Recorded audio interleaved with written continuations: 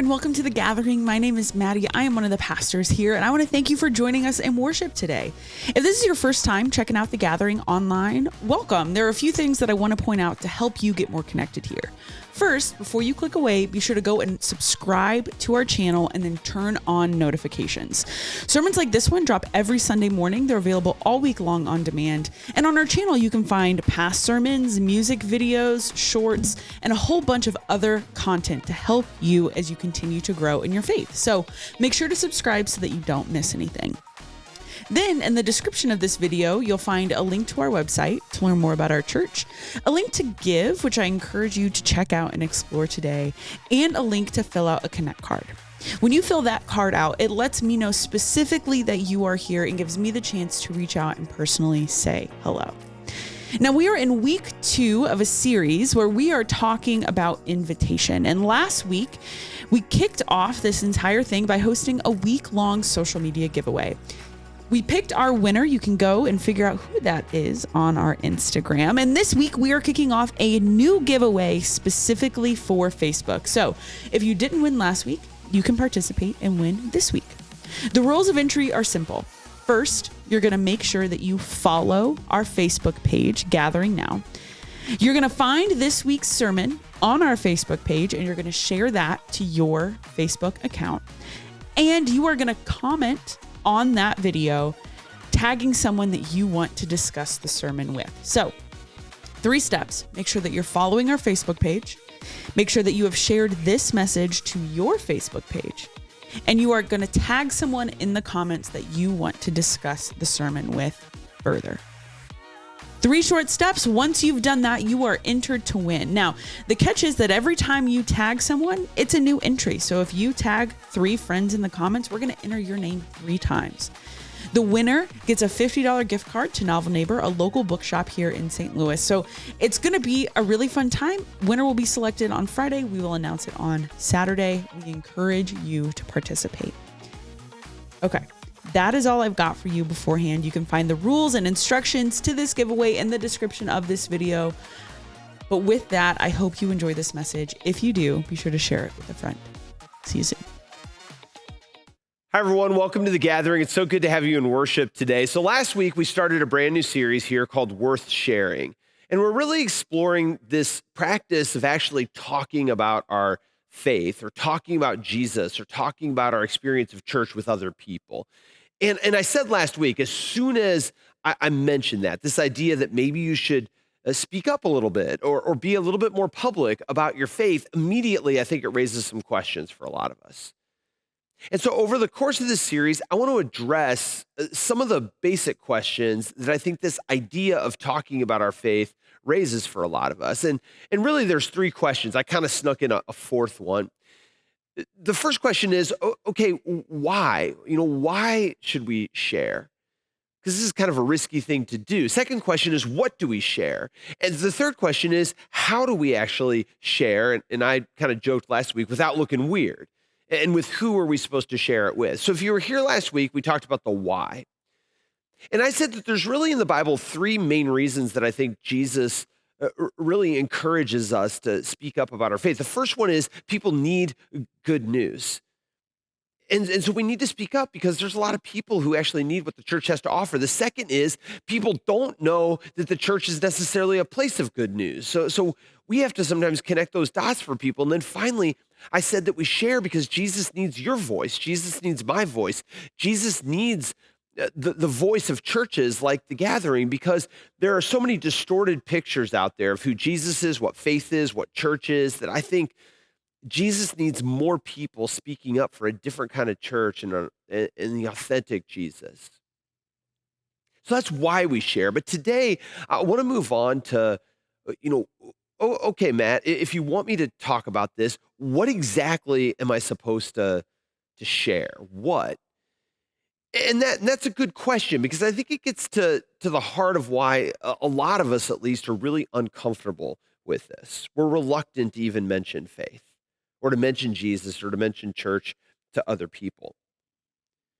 I think there's a lot of us listening right now. We're not necessarily against talking about our faith, but we feel really inadequate to do that. I mean, after all, we're not experts. We don't know the Bible inside and out.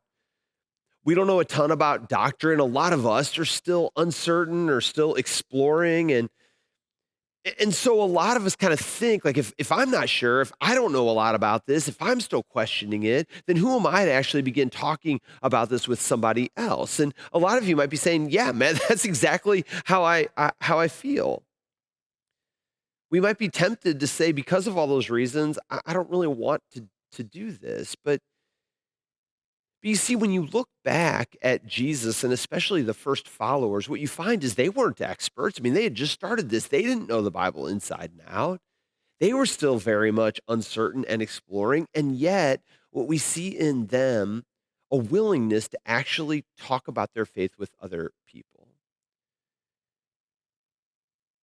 Jesus doesn't need you to be an expert. Jesus doesn't need you to know the Bible inside and out. And so, if that's true, then what exactly is it that Jesus wants us to share, especially if we're not experts? Well, the first thing that Jesus wants us to share, wants you to share, is your experience of Jesus. I think one of the misconceptions, probably one of the biggest misconceptions about sharing or talking about faith, is that Jesus somehow wants us to like convert people or try to get people to believe something that we believe.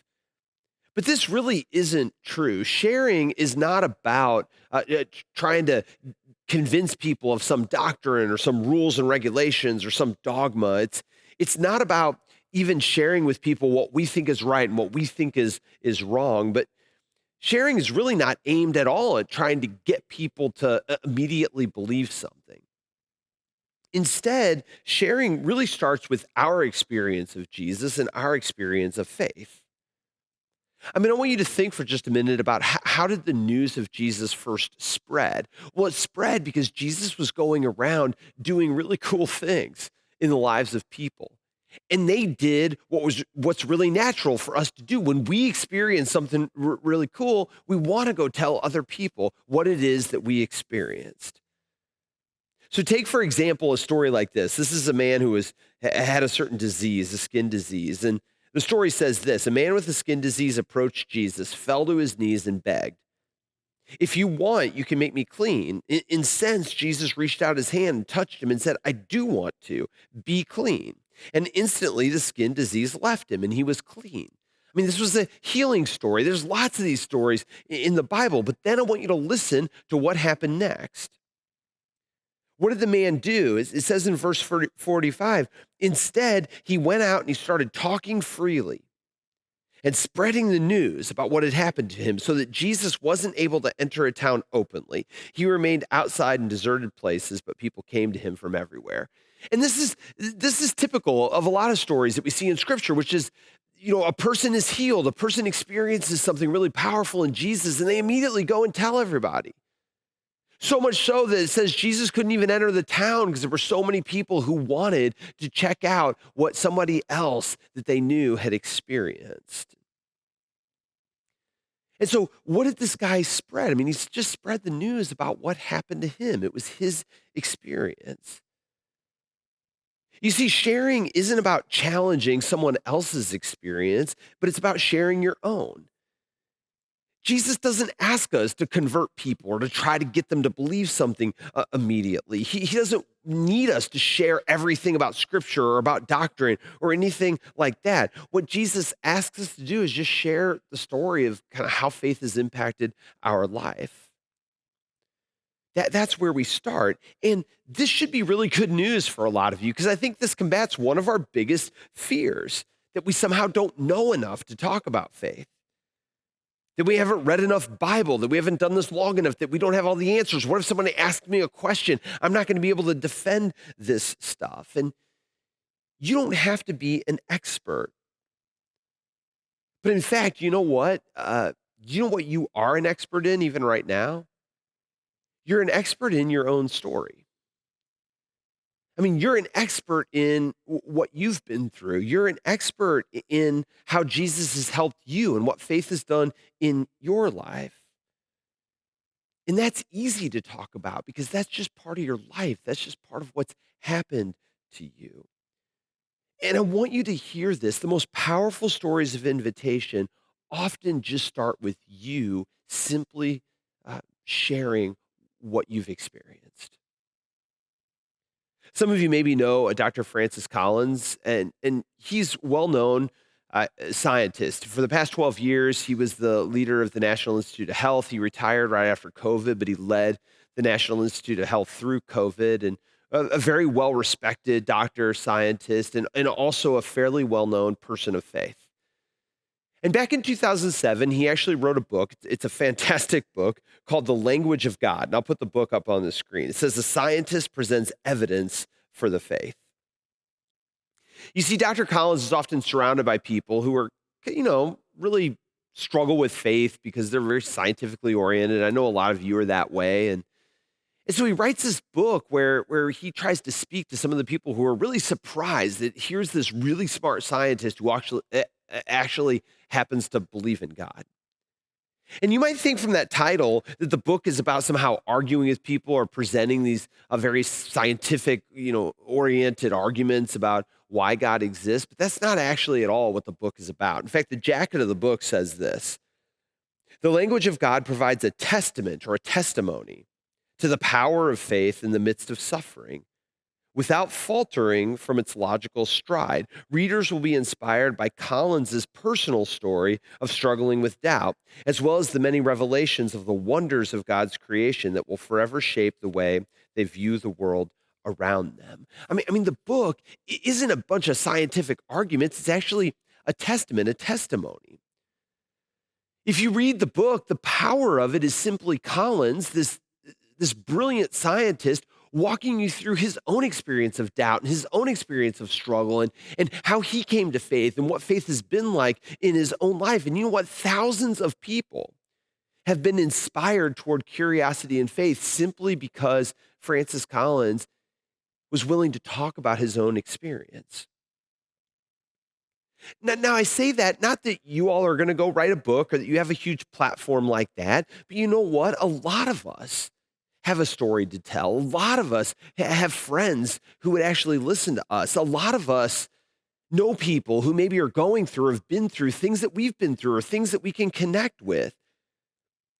We know people who are struggling with faith, or we know people who are going through a big transition in their life. We know people who are maybe looking for something new. We know people who are wrestling with a decision or going through addiction or struggling with grief. We know people who are going through things that we've been through, and we are called by Jesus just to be a little bit more willing to share our own experience of how faith has maybe informed our life or helped us through something or urged us towards discovering something significant in our own life. The first thing that Jesus asks us to share is simply our own story, our experience of what faith or what Jesus has done in our own life. The second thing that I think Jesus asks us to share in answer to that, what are we supposed to share, is first our experience, secondly, an invitation. We see this all over the place in Scripture. Jesus wants us to be invitational. All right, I was traveling this summer, and I had to pass by the proverbial sandwich board Christian. Do y'all know who I'm talking about? You know, the guy with the sandwich board who stands on the corner and just sort of preaches from the street. And one of my kids actually said to me, they said, "Dad, are you going to tell him?" Meaning, are you going to tell him, you're a pastor too? And I said, "Just put your head down and let's get past this guy." And you all know what I'm talking about. This is that kind of Christian who just shouts at you, just yells at you. And I think a lot of us, when we hear the word evangelism or talking about our faith or sharing our faith, we immediately imagine this caricatured version of somebody like that. Maybe some of you have even had those encounters with people who are just really harshly trying to get you to believe something that they believe or to do something that they really think you ought to do, even in a judgmental way. And this isn't at all what Jesus actually asks us to do. It's not what he did. Instead, what we see in Jesus is he was constantly offering people an invitation to just begin exploring faith. Listen, for example, to how he first invited the disciples, like Levi, to follow him. It says in Mark chapter 2, Jesus went out beside the lake. The whole crowd came to him and he began to teach them. As he continued along, he saw Levi, Alphaeus' son, sitting at a kiosk for collecting taxes. Jesus said to him, "Follow me." And Levi got up and followed him. I love that because Jesus didn't preach at him. He didn't tell him he was wrong. He didn't judge him. He didn't try to get him to believe something. He just said, "Hey, Levi, do you want to come follow me? Do you want to come check out uh, who I am and what I'm about?" And we see the first disciples doing really the same thing, not trying to convert, but instead offering an invitation. Like, consider this in John 1. It says, Philip, one of the followers of Jesus, found his friend Nathanael and said to him, "We found the one Moses wrote about in the law and the prophets, Jesus, Joseph's son from Nazareth." And Nathanael responded, "Can anything from Nazareth be good?" And Philip said, "Come and see." I love this because here Philip's going to his friend Nathanael. He says, "Hey, I found something really cool. I think this is the one that Moses was talking about." And Jesus and Nathanael said, "I don't think so. Jesus, the guy from Nazareth, there's no way that guy is the one Moses was talking about." Nathanael's skeptical. He questions it. And do you know what Philip does? He doesn't try to argue with him. He doesn't try to change his mind. He doesn't tell him he's wrong for questioning. He just says, "Come and see." It was just an invitation. And I love this because this is really helpful news for a lot of us because it addresses, I think, another fear that we have. I don't think most of us want to be pushy. We don't want to try to convert anybody. You know what? I don't want you to be pushy. I don't want you to try to convert anybody. That's not what this is about. Often when we hear something like evangelism, we think about people trying to manipulate or pressure us into believing what they believe. But that's not what I want. That's not what Jesus wants. These stories show Jesus and the disciples doing something very different. They shared an open invitation and not a demanded destination. In other words, they didn't say this is what you need to be or this is where you need to get to. They just wanted to offer people an invitation to explore. Near the beginning of the gathering, there was a certain group of people, and they would come to churches. They would come to the church, and they would tell me, "Matt, I cannot get my spouse to come to church. They're just not interested." And it was mostly women whose husbands weren't interested in faith. And one of them asked me once, he said, "How can I make him come with me?" And I said, "Do not make him come, but instead just invite him."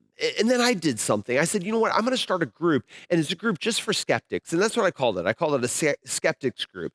And as pastor, I just invited these guys.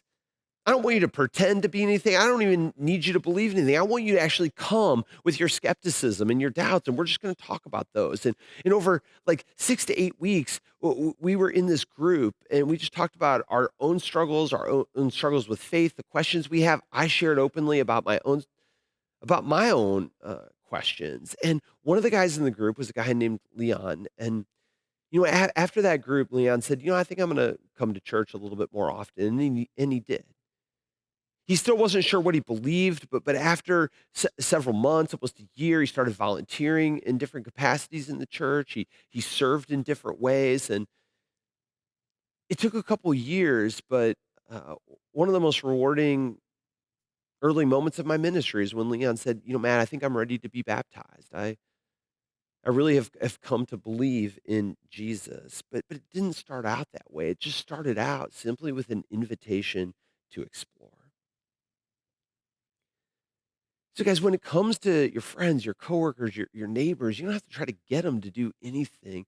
But what Jesus wants us to do is to share our experience, then share an invitation to them just to come and to see. And then finally, I think Jesus wants us to share along with our experience and along with that invitation, Jesus wants us to share our community, the church.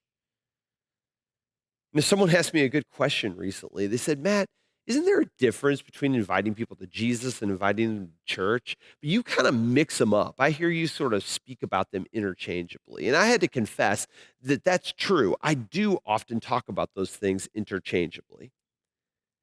But there's a reason for that. Because I think that most often the best way to experience Jesus is in a community that's following Jesus. In other words, people can experience Jesus the best sometimes in a church that's authentically following Jesus. We see that idea at work in the book of Acts. That's the story of the first church.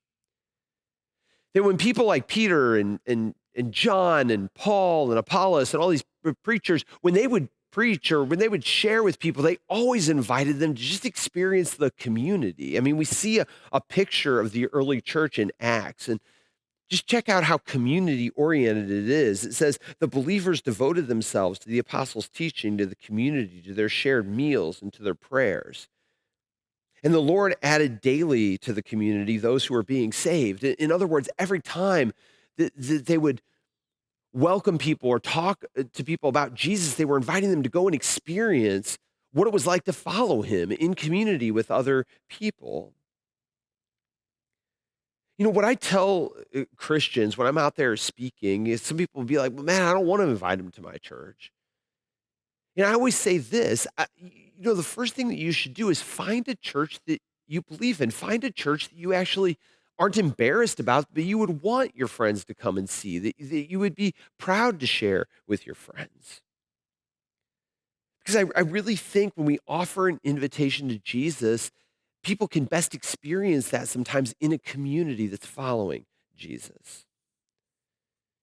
It's not to say some people don't get there on their own or they can't read a book or something else, but most people are going to best explore faith in a community that's exploring faith together.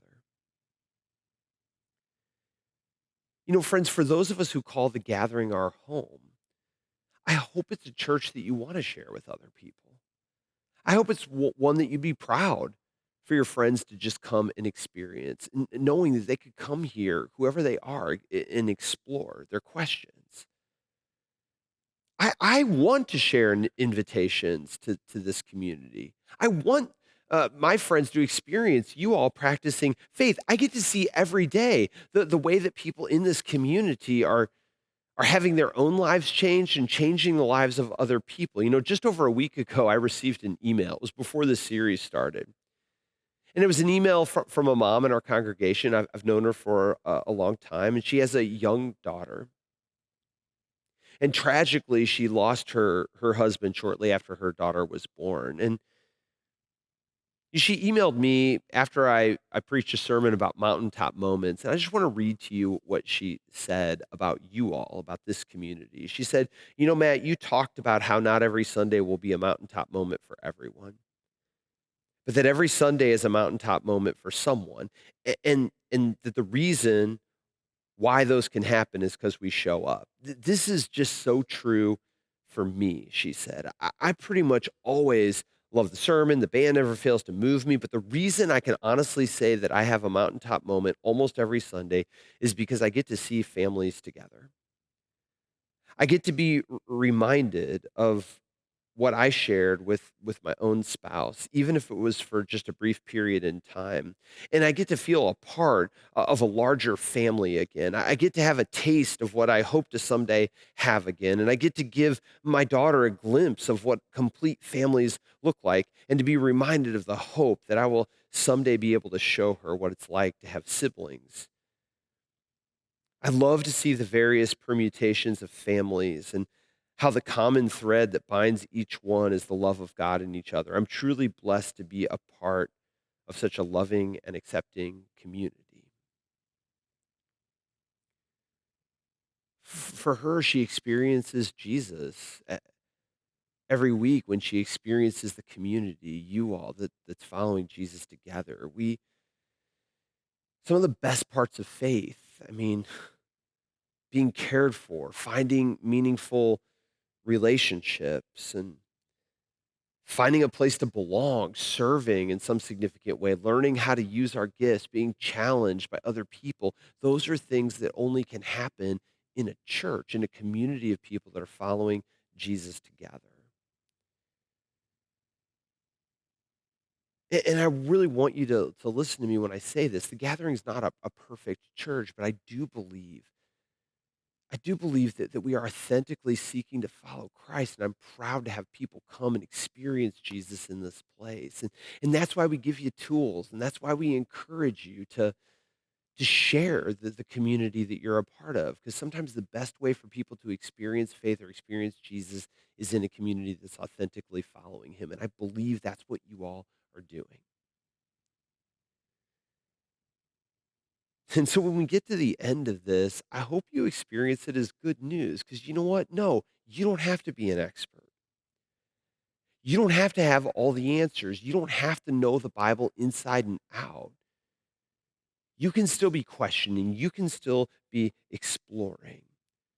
But when it comes to sharing, when it comes to talking a little bit more about our faith, Jesus invites us to do what should really be natural, to just share our own experience of what faith has done or is doing in our own life. Jesus asks us to share an invitation to those who also might be looking to just come and see, come and check out what's happening. And then finally, Jesus invites us to share our church, our community, a place where people can experience Jesus by experiencing the community that's following him together. Next week, I'm going to get to what might be the trickiest questions for a lot of us. And that is, okay, Matt, how do I actually do this without looking weird? How do I talk about my faith? And who am I supposed to talk about it with? But for today, I hope you're inspired to know that there is a certain thing that you are an expert in. You're an expert in your own story, your own experience. And so it's easy when we discover that all Jesus asks us to do is to share what's happened to us and invite other people to come and experience it as well. Will you pray with me? Holy God, I'm so grateful for what you've done in my life, what you've done in the lives of so many